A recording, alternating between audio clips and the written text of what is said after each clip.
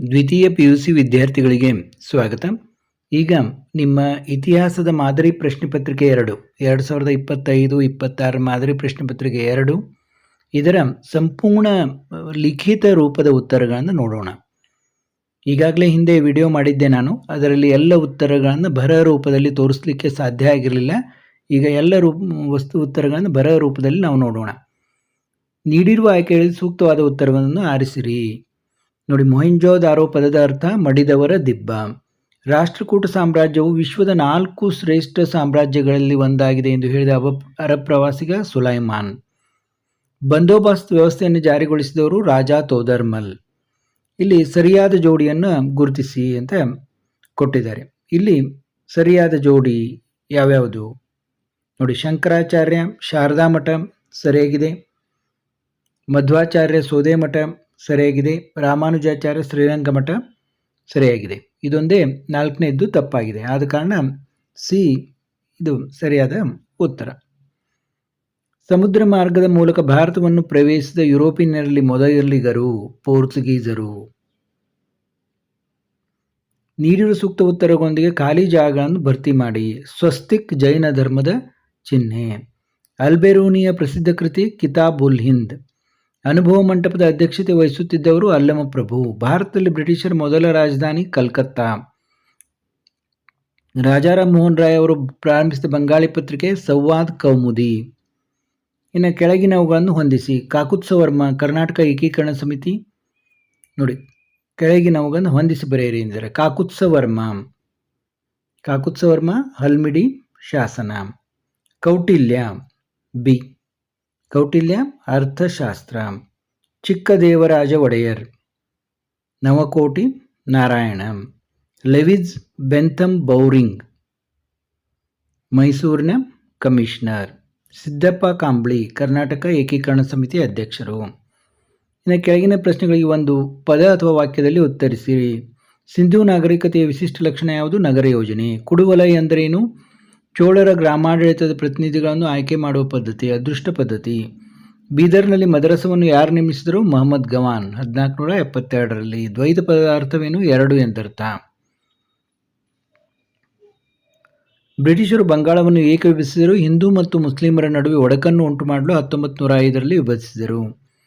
ಇನ್ನು ಈ ಕೆಳಗಿನ ಯಾವುದಾದರೂ 8 ಪ್ರಶ್ನೆಗಳಿಗೆ 2 ಪದಗಳಲ್ಲಿ ಅಥವಾ 2 ವಾಕ್ಯಗಳಲ್ಲಿ ಉತ್ತರಿಸಿರಿ. ಯಾವುದಾದರೂ 2 ಭಾರತೀಯ ನೃತ್ಯ ಪ್ರಕಾರಗಳನ್ನು ಹೆಸರಿಸಿ. ಭರತನಾಟ್ಯ, ಕಥಕ್, ಕೂಚಿಪುಡಿ, ಮೋಹಿನಿಯಾಟ್ಟಂ.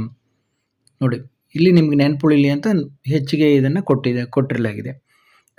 ಕವಿರಾಜ ಮಾರ್ಗದ ಪ್ರಕಾರ ಕರ್ನಾಟಕದ ಮೇರೆ ಎಲ್ಲಿಂದ ಎಲ್ಲಿಯವರೆಗೆ ಇತ್ತು? ಕಾವೇರಿಯಿಂದ ಗೋದಾವರಿವರೆಗೆ. ಮೀಸೋಲಿಕ್ ಪದದ ಅರ್ಥವೇನು? ಮೀಸೋ ಎಂದರೆ ಮಧ್ಯ, ಲಿಥಿಕ್ ಎಂದರೆ ಶಿಲೆ, ಮಧ್ಯ ಶಿಲಾಯುಗ ಎಂದರ್ಥ. ನೋಡಿ, ಇವು ಮೂರನ್ನು ನೀವು ನೆನಪಿನಲ್ಲಿಡಬೇಕು.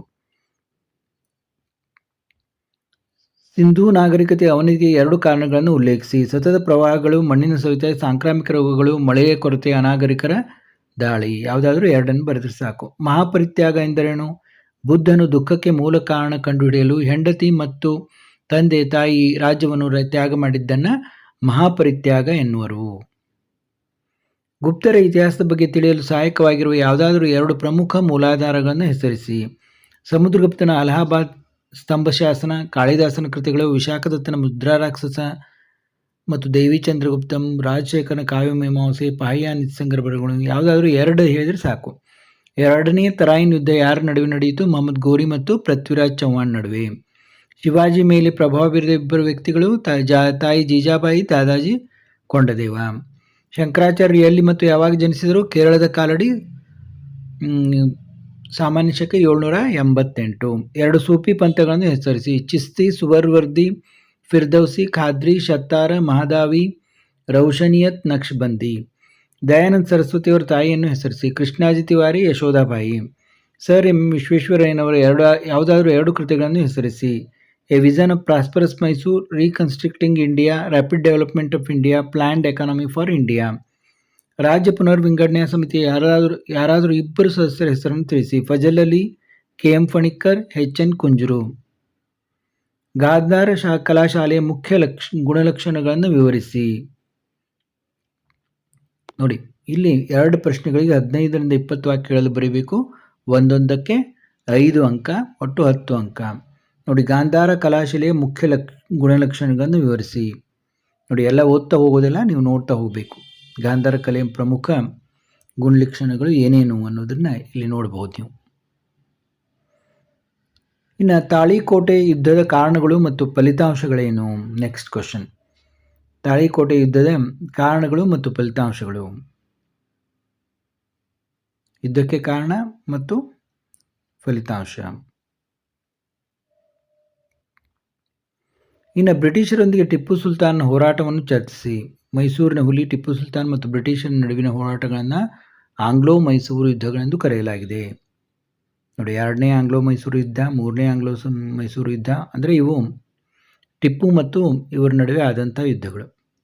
ಶ್ರೀರಂಗಪಟ್ಟಣ ಒಪ್ಪಂದದ ಷರತ್ತುಗಳು, 4ನೇ ಆಂಗ್ಲೋ ಮೈಸೂರು ಯುದ್ಧ, ಯುದ್ಧದ ಗತಿ ಮತ್ತು ಪರಿಣಾಮ. ಭಾರತೀಯ ಶಿಕ್ಷಣದ ಮೇಲೆ ಬ್ರಿಟಿಷ್ ಆಳ್ವಿಕೆಯ ಪ್ರಭಾವದ ಬಗ್ಗೆ ಬರೆಯಿರಿ. ನೋಡಿ, ಇದರಲ್ಲಿ ಮುಖ್ಯ ಏನೇನು? ಚಾರ್ಟರ್ ಕಾಯ್ದೆ, ಮೆಕಾಲಿಯ ವರದಿ, ಇವೆಲ್ಲ ಮುಖ್ಯವಾದದ್ದು. ಚಾರ್ಲ್ಸ್ ವುಡ್ ವರದಿ.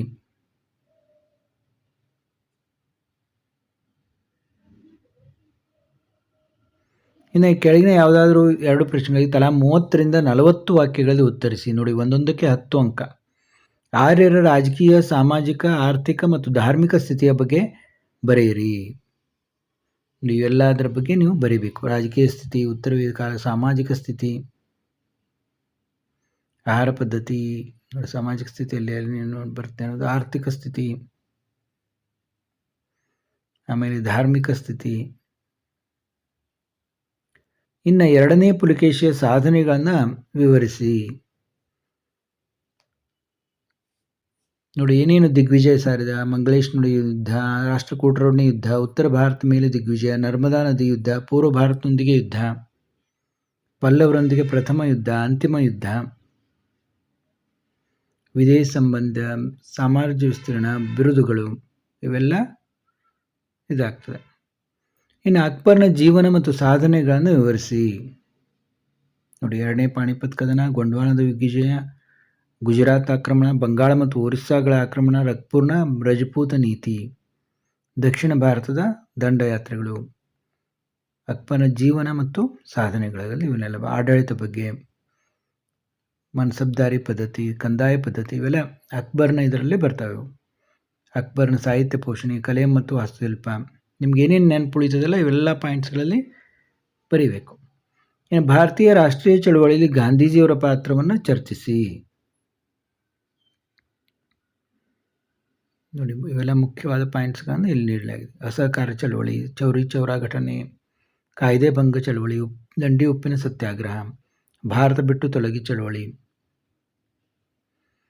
ಇನ್ನು ಈ ಕೆಳಗಿನ ಘಟನೆಗಳನ್ನು ಕಾಲಾನುಕ್ರಮದಲ್ಲಿ ಜೋಡಿಸಿ. ನೋಡಿ, ಈ ರೀತಿ ಕೊಟ್ಟಿದ್ದಾರೆ. ಕಾಲಾನುಕ್ರಮ ಏನಿದೆ? ಕನೌಜ್ನ ಧಾರ್ಮಿಕ ಸಭೆ 643, ಹಲ್ದಿಘಾಟ್ನ ಕದ 1576, ಶ್ರೀರಂಗಪಟ್ಟಣದ ಒಪ್ಪಂದ 1792, ಭಾರತೀಯ ರಾಷ್ಟ್ರೀಯ ಕಾಂಗ್ರೆಸ್ ಸ್ಥಾಪನೆ 1885.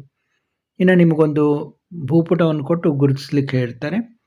ಕೆಲವು ಇವು ಇರ್ತವೆ, ಅವನ್ನೇ ಪದೇ ಪದೇ ಕೇಳ್ತಿರ್ತಾರೆ. ಇಲ್ಲಿ ನೋಡ್ಬೋದು ನೀವು. ಪಾಟ್ಲಿಪುತ್ರ, ಹಳೆಬೀಡು, ದೇವಗಿರಿ, ಪಾಂಡಿಚೇರಿ, ಮೀರತ್ ಕೇಳಿದ್ದಾರೆ. ಇಲ್ಲಿ ದೃಷ್ಟಿ ವಿಕಲಚಿತ ವಿದ್ಯಾರ್ಥಿಗಳಿಗೆ ಅದನ್ನು ಬಿಟ್ಬಿಡಿ. ಆಮೇಲೆ ಇವುಗಳಿಗೆ ಹೀಗೆ ವಿವರಣೆಯನ್ನು ಬರೀಬೇಕು. ಪಾಟ್ಲಿಪುತ್ರ, ಹಳೆಬೀಡು, ದೇವಗಿರಿ, ಪಾಂಡಿಚೇರಿ, ಮೀರತ್ಗಳಿಗೆ ವಿವರಗಳನ್ನು ಬರೆದು ಈ ರೀತಿ ನೀವು ಇದರಲ್ಲಿ ಗುರುತಿಸಬೇಕು. ನೋಡಿ, ಮೀರತ್ ಎಲ್ಲಿ ಬಂತು, ಪಾಟ್ಲಿಪುತ್ರ ಎಲ್ಲಿ ಬಂತು, ದೇವಗಿರಿ ಎಲ್ಲಿದೆ, ಹಳೆಬೀಡು, ಪಾಂಡಿಚೇರಿ, ಇವೆಲ್ಲ ನೀವು ಬರಿಬೇಕು. ಈಗಾಗಲೇ ನಾವು ಪ್ರಶ್ನೆ ಪತ್ರಿಕೆ 1 ಮತ್ತು 2 ನೋಡಿದೆವು. ಇದೇ ರೀತಿ 3ನೇ ಪ್ರಶ್ನೆ ಪತ್ರಿಕೆಯನ್ನು ನೋಡೋಣ.